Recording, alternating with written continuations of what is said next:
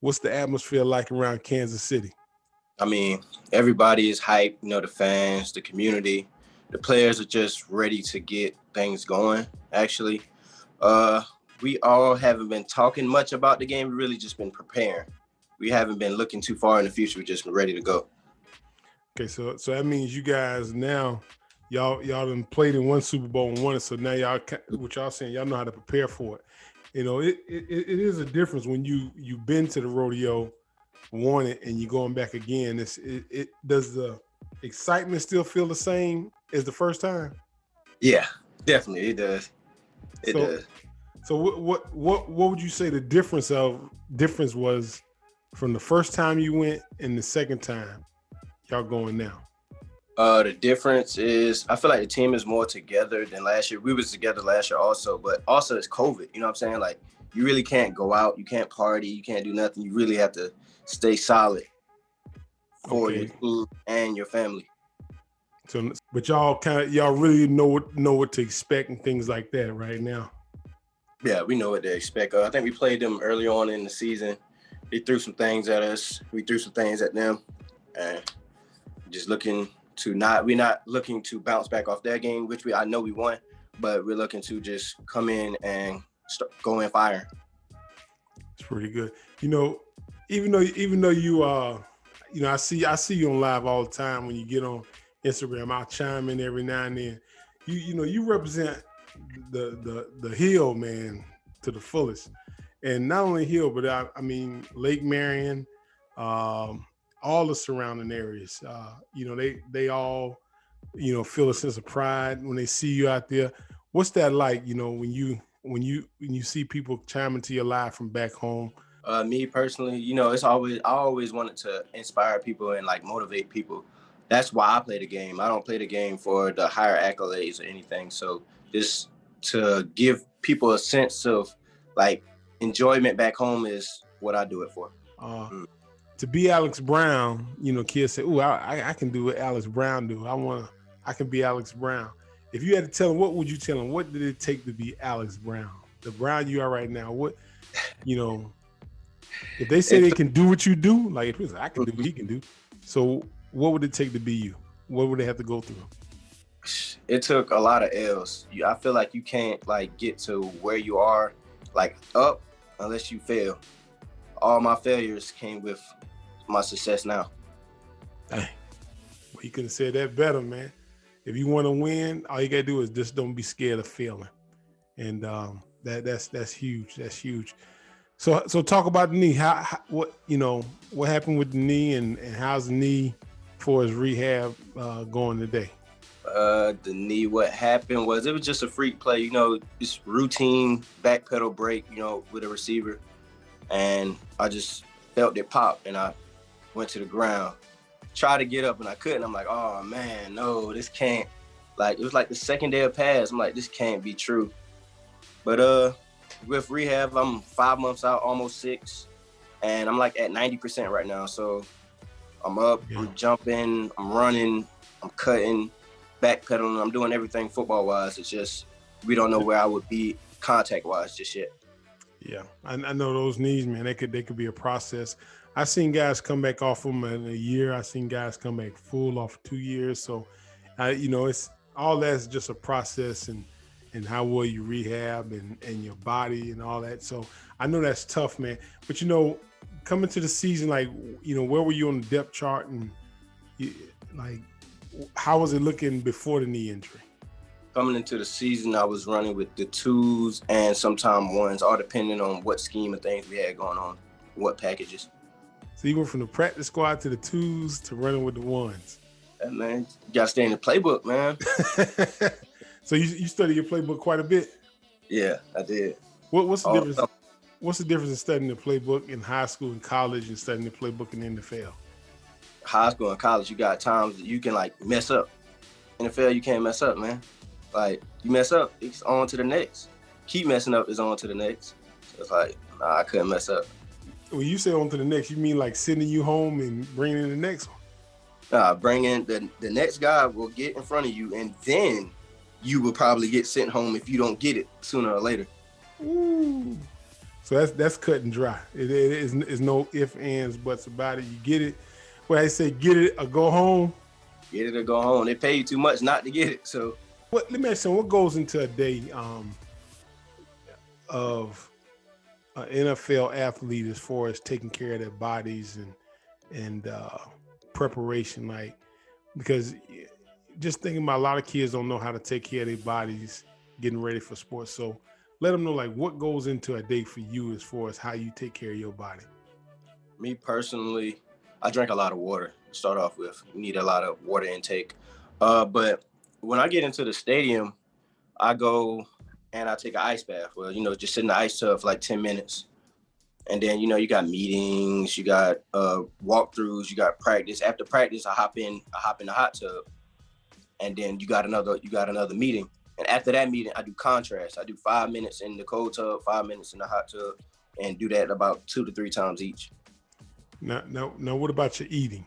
What do they have you eating? They try to make me eat good. I've always been a bad eater, but I try. So I try to stay on more vegetables. I make a lot of smoothies because I don't like eating like fruits in general. I do smoothies because I don't like the texture of fruit. Okay. So smoothies, if you tell a high school kid and they're talking about, Alex, man, I want to look like you, man. I want to be ripped. I want to be cut like you. Your diet plan is smoothies. I mean, do you have to do protein and all that stuff too? I do protein, man. Coach, you got guys in the NFL that just sit here and eat pizza all day, man. Oh, man, you can't tell them that. It's just crazy. Like, it's so crazy, man. Like, everybody's body is different. Like, I was watching Chad Johnson speak on how he ate on his podcast, and he was like, yeah, he never ate good. McDonald's all the time, but he never I'm like, that's crazy. I can't like that, though. Hey, listen, man, look here. Y'all better eat y'all vegetables, man. Pizza and McDonald's? Man, hey, look here, man. Now you're going to have all the kids going to buy pizzas and McDonald's. Alex said, man, we can eat pizzas, man. So they're like, Coach, what's pregame? Man, we need to eat some chicken, man. Alex said eat Domino's pizza, Coach. That's what we want. Used to have it on that spaghetti and the chicken. Yeah, and we could do that. Definitely do that. So doing the off season, I thought it would be good for you guys, man, to all get together and do like a big camp. I know with COVID right now, I was hoping things would kind of dissipate some. In the NFL, how are they planning to play a season like this again next year? Just kind of like talking, or they think it's going to be more fans in? Like, what do you hear on your end? I'm believing it's going to be more fans at the games next year. We had fans at our games this year. I know some teams didn't, but I'm hearing there's probably going to be more fans. Just everything probably be more controlled. Yeah. So you think they'll make everybody take the vaccine? I don't know about that one. Some guys like, I don't know. So, and if they ask you to take it, you gonna take it? I mean, if they make me take it, I'll take it. All right. So are your parents coming down for the Super Bowl? Yeah, they're there right now. My parents, my 2 brothers, and I got 2 homeboys that are coming. Okay. I know you told me a guy that from state that played with you. Now, who is that, and how long have y'all been playing together? Antonio Hamilton. Okay. Yeah, I did 2 years with Ham. He was there in my freshman year and my sophomore year, and he was a all MEAC player, special teams. Okay. He was taking crib, man. So was he drafted too, or he was free agent? No, he was a free agent. This is like his 7th year in the league. He was with the Raiders first, and then he was with the Giants for like 3 years. And during the offseason this year, he decided to come over to KC. Have you had a chance to talk to any of the guys that you played with in high school that's still in college? Do you keep in touch with those guys? Ooh, trying to think. I talked to Manny. Okay. I talked to Manny like 2 weeks ago. What about Barry and Take any of them boys? I don't know. The last time I talked to Barry, probably the beginning of the season when I got injured, he hit me up and just told me to get well. Tank also, they both told me to get well, but I see them on social media. Yeah. I look at all y'all guys, man. Y'all, it's I think it's real good, man. When I see all the guys that's played, that's gone off, and y'all stay in contact with each other. Y'all still hit each other up. Hey, what's up, man? Just checking on you. I mean, it's like a camaraderie. It's like a bond that kind of lasts forever. Even though this guy's halfway across the country over here, this guy's halfway across the country over here. I think that's something that you just. Let me ask you something. When you keep in touch with those guys, do you ever find that kind of keeps still like a drive in you? It kind of reminds you of where you're from to not forget, but then also keeps a humbleness. I mean, what does that do for you? Definitely, and it's not even just the guys that I played football with. I still talk to some of the people that was in my class and below my class. It's just I still talk to people back home, so I'm always humble about that. I know where I came from at the end of the day. You can be effective in your community, but you ever thought about things like some things you would like to see there? I would actually like to see a rec come to the community, actually, because we don't have a rec. Wow. I don't really have a rec. No place where people can go play ball inside. You want to play ball outside. Like, it's nothing that's really safe for the community. So I would like to bring a rec. That's pretty good. The Alex Brown Recreational Center. Dang, that's a nice ring to it, bro. The AB Recreational Center. Yeah, that's AB's right there. It got they call it what 2430. Hey, you going to 2430? That's AB's Recreational Center down there. What would be in your recreational center? I actually would like to, a gym, swimming pools, weights. I don't know. I'm trying to think of I want to bring massage rooms, just a sauna, all type of stuff. I want the area to build up. Gentrification, man. Everything from Charleston is starting to move down, slowly coming into our neighborhood. But one of the things that I want to say, man, and all you guys, man. That had opportunity. I had the opportunity to coach, and y'all guys played for me. Every one of y'all, man, it was always a pleasure, boy. I mean, it's you just don't get a group of guys like that, and they kind of keep coming through year after year after year. You keep running into different guys, man. But I ain't gonna hold you, but I still haven't packed. But we lead them up. Y'all lead them all. So y'all flying or y'all taking the bus? We flying. Oh yeah, they don't take no bus no more. Man, you don't take no bus, man. A bus from Kansas City to Tampa Bay.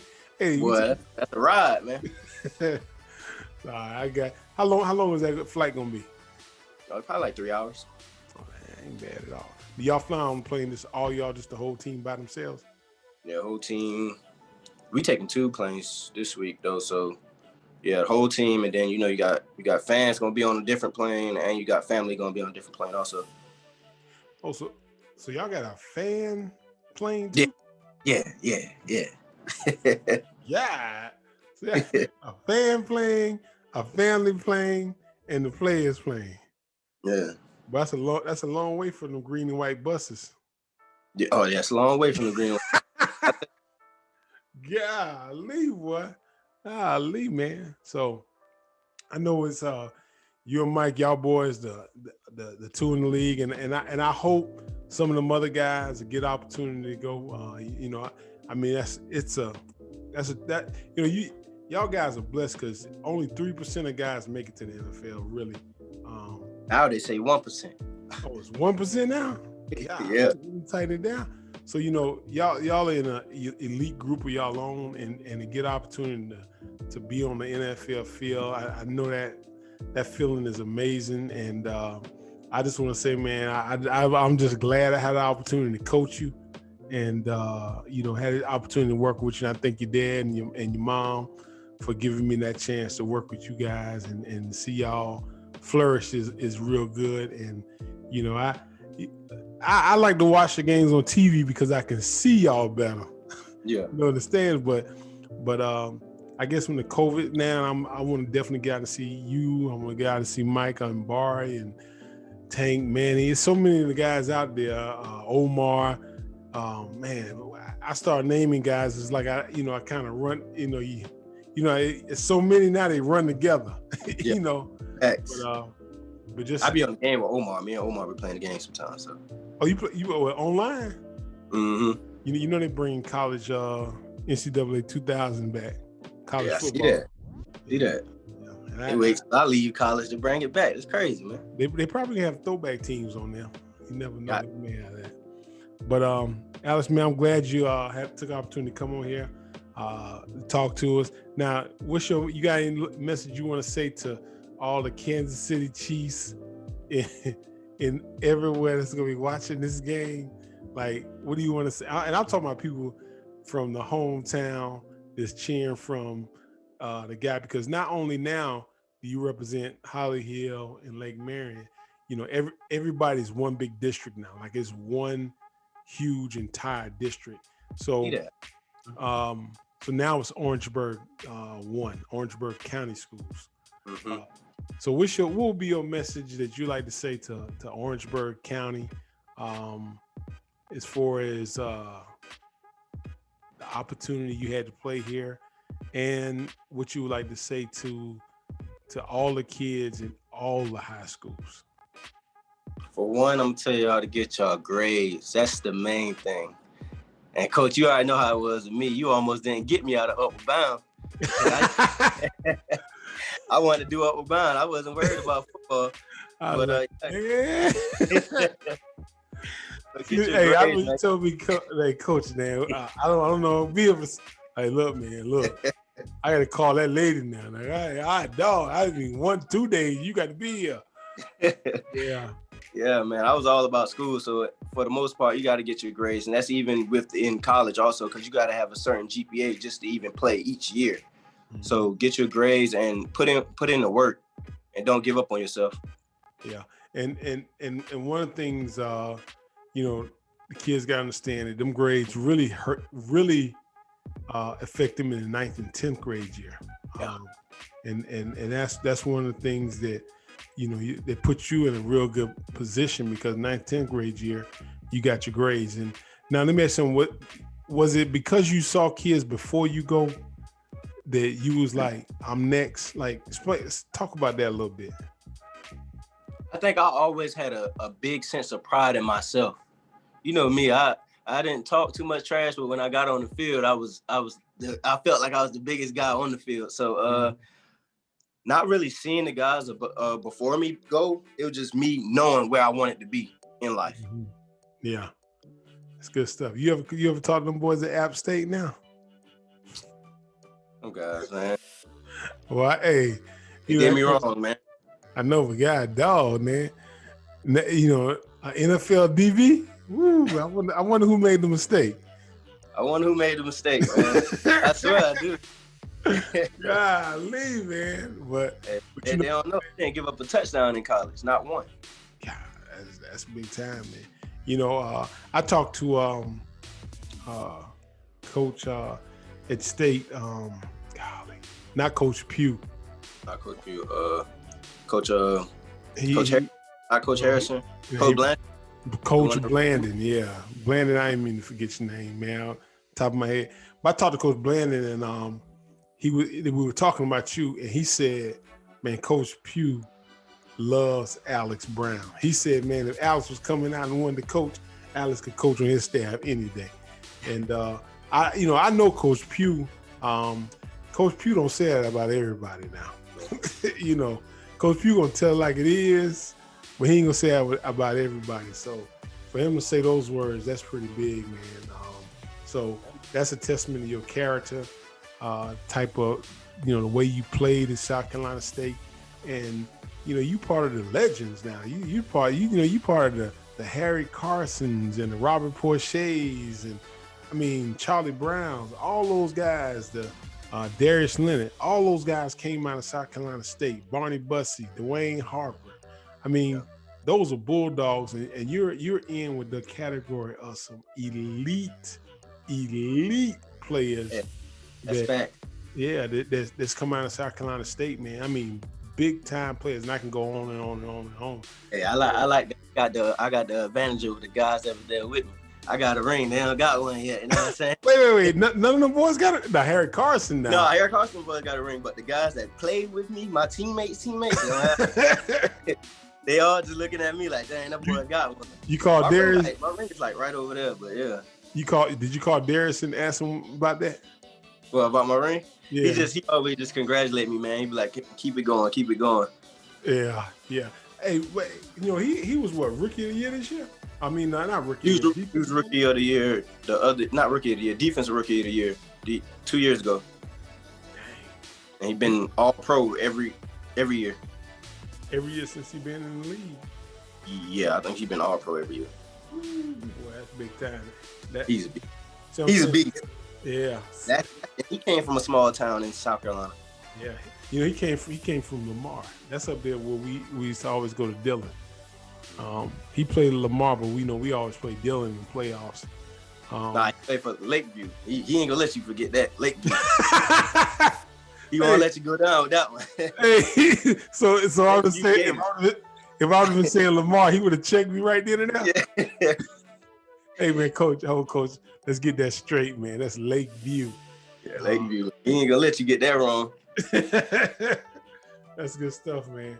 But yeah, man, I know the people in Orangeburg, man. They're proud of you. Just see you and just know every time the kids here, they see you on TV, they see you. It's you got a lot of eyes watching you. Never lose who you are, and when I say never lose who you are, football is what you do, but football is not who you are. So yes. You always continue to be Alex Brown. Be who you are, and don't let it engulf your life. We all know everybody.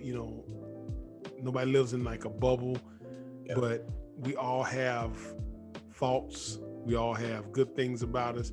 And I know sometimes when we get on a certain level, it's like people will put you so high on the pedestal that they don't expect nothing. They expect you to be perfect. And I always like to tell people, don't let that box you in. And I think that's one thing I could advise anybody, especially when you start climbing that ladder of success and you start getting higher and higher, is that you always stay true to who you are. When you look in the mirror, you always want to appreciate the person you are. So I love football. I love NFL. I love what I do, but it's not who I am. Who I am is Alex Brown, man. So it's good stuff, man. You talked to Anderson? Yeah, man. Me and AJ was on the phone earlier, man.